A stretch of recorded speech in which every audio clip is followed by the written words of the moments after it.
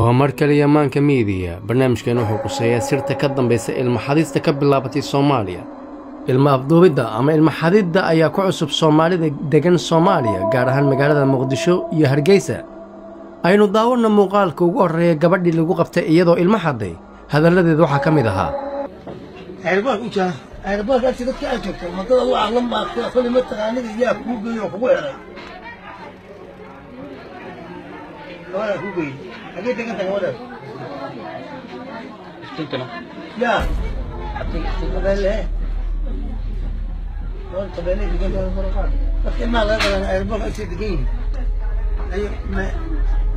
ما هي أنا وش غيان سوى طيب ما هسيك عصب يا طيب يا أخي أي قصة استاذ ما قصة ما قصان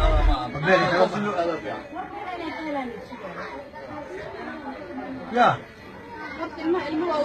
هذا المعني سيروح يهي إن قبل أشقيس دت كله دت كي أشقيسنا أيهين دت قرا كلا أشقية تا ومعناه هذا تاي سلسلة سكول حرن عن لهين ماشي أي كودن بيسو وهذا جاب بقى دونتان وسلا برنامج كي دعوة شو ناكسن مقال كسر صعدة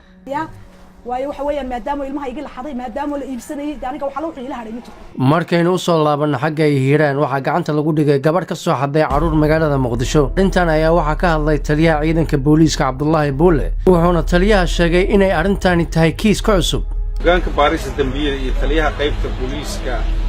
hiiraan oo ciidankiisa waxay ku guuleysteen soo qabashada gabadhii xaday ilmaha waa kiis fenomena oo cusub adduunka kiisaska waa isbedelaan maalin nooc cusub ah dhashay ilma in la xado nool waa kiis waa waxyaabaha ku cusub Soomaaliya daraasad laga soo saaray ilma xadista ama ilma afduubashada ayaa waxay u dhigan tahay laba qayb haddaynu ka hormarno qaybta koowaad waa tuuga taqaana ama maafiya taqaana ilmaha afduubanayaan qoyskooda taa oo macnaheedu tahay markay ilmaha afduubtaan familkana ay wacaan ama qoyskaas ay wacaan ay weydiistaan lacag madax furasho ah si ilmahooda iyagoo nabad qaba dib loogu soo celiyo qaybta labaad ayaa waxay u dhigantaa sida tan waa hal shaqo u dhiganta laba shaqo haddii aadan fahmin macnaheedu waxa ay tahay shaqada ugu weyn ee xudunta ah markii ilmaha la afduubto ama la xado waxa la geeyaa goobo muhiim ah oo lagala baxayo wadnaha indhaha kilyaha magacaaga maxaa leeyahay maarigo say wax kuu soo gaaray waxay ku soo gaaray ma halka maraya meeshii martay ayaa no intay goor qabatay gaariga lagu tuuran dhan laga xiray markii laga xirina waxa la geeyay meel ay yeel badan joogan wax dhiba miyaa lagu soo gaarsiiyay marka maxaa ka mid ah dhibaatadii lagu soo gaarsiiyay dhiiga laga qaaday ya dhiiga laga qaaday ma aqoonsan karaysaa dadkii ku qaaday ee halkaa ku geeyay imaka hadday wejigooda kaa soo horbax ma garan karo waxaa la geeyay meel madow rag waxa qaatay xijaab iyo marqaam xiran gaari nooha laga qaatay meesha ciyaal badan baa ku jiray ciyaalku way farbadnaayeen boqowi gaaray hadda ka badnayn dadkana ma garanayo سيد كذا صوب بحر ماشي بيجا كسو علي مركي دبان indhaha laga soo xiraa gaariga marka halka gaariga laga miirsaday markaas xaftada karin way marka adiga lagu soo qaaday dad kale la soo qaaday ma jirin ma jirin miyay kula hadal jiray dadka oo ku afduubta ila ma hal jirmaan وقرت عيدي انت من بترت حمامي تاي نين عدان marka jaani baamise nin cadaan wajigiisa midabkiisa cadaan ku tilmaamaysa ma nin cadbuha nin cad jaani ba oo ilma yar buu naga haysto markuu meel soo galay ilma yaraba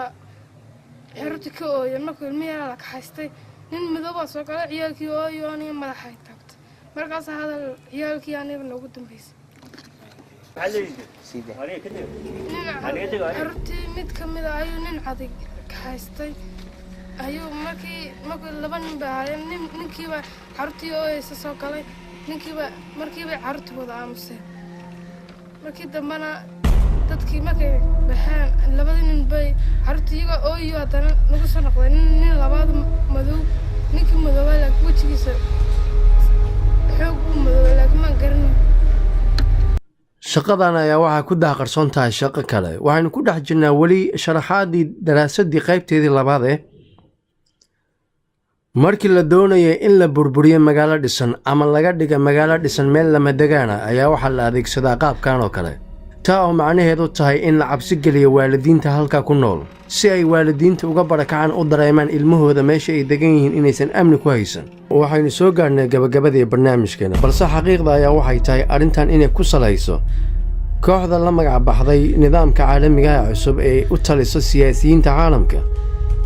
waxaana hubaala inay arrintan ku jiraan dad siyaasiyiin ah aysan dhaqaaqi karinba dad siyaasiyiin la'aantooda Soomaaliya ayaa waxaa ku sii badanaya ilmaha laga ganacsado da'dooduna ka yartahay 15 bal ila daawo muuqaalka ugu dambeeyo aynu ku soo gabagabaynayna barnaamijkeena balse madaxa hay'adda Human Rights Center ayaa ii xaqiijiyay inay soo badanayaan carruurta aan qaan gaarin ee la waayo iyadoo aan lahayn runtii xog sugan oo laga duuli karo oo si cad loogu diiwaan geliyay tacadiyada ka dhanka ah dadka la xiriira dhoofinta sharci darrada ama human trafficking-ka haddana marka laga qiyaas qaato cabashooyinka dadka ka imanaya dhoofinta carruurtu way badantay oo tiro badan oo carruur ayaa laga dhoofiyaa dalka si sharci darro ah ama waxa loo yaqaan human